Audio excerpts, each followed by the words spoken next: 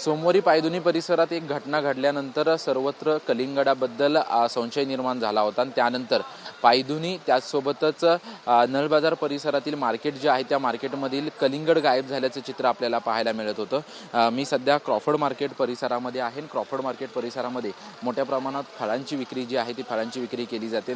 ज्या पद्धतीने पायधुनी आणि नळबाजार परिसरामध्ये ज्या पद्धतीने कलिंगड गायब झालं होतं विक्रीतून, त्याच पद्धतीने क्रॉफर्ड मार्केट परिसरामध्ये देखील अगदी तुरळक प्रमाणात जे आहे ते कलिंगड या ठिकाणी उपलब्ध असल्याचं चित्र आपल्याला या ठिकाणी पाहायला मिळते। कारण की अनेक लोकांच्या मनामध्ये कलिंगडाबद्दल संशय जो आहे तो संशय निर्माण झालेला आहे। कारण की एकाच कुटुंबातील 4 सदस्यांचा बिर्याणी खाल्यानंतर कलिंगड खाल्यामुळे मृत्यू झाल्याची घटना जी आहे ती पायधुनी परिसरात झाली होती आणि त्याच्यामुळे अनेकांच्या मनामध्ये कलिंगडामुळे जे आहे ते अनेक संशय जे आहे ते संशय निर्माण झाले होते आणि त्याच्यामुळे अनेक व्यापाऱ्यांनी कलिंगड विकण्यास देखील मनाई केली होती। कारण की ग्राहक जे आहेत ते ग्राहक कुठेतरी त्या अनेक संशयांमुळे ज्या अफवा पसरत आहेत त्या अफवांमुळे जे आहे ते कलिंगड आपल्या दुकानात ठेवत नसल्याच्या देखील चित्र जे आहे ते समोर आलं होतं। परंतु अजून देखील जवळपास 5 ते 6 दिवस जे आहे ते पूर्ण झाल्याचं आपल्याला पाहायला मिळतं आणि अजून देखील कलिंगड जे आहे ते अनेक व्यापाऱ्यांनी विक्रीसाठी ठेवलेलं नसल्याचं चित्र या ठिकाणी आपल्याला पाहायला मिळते। अनेक व्यापाऱ्यांचं म्हणणं होतं की कलिंगडाबद्दल जे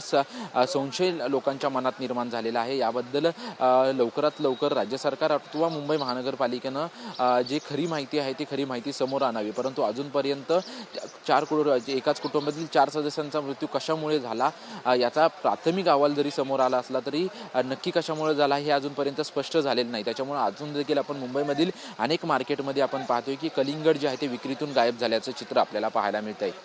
कॅमेरामन योगेश गुरवसह निवृत्ती बाबर, TV9 मराठी, मुंबई।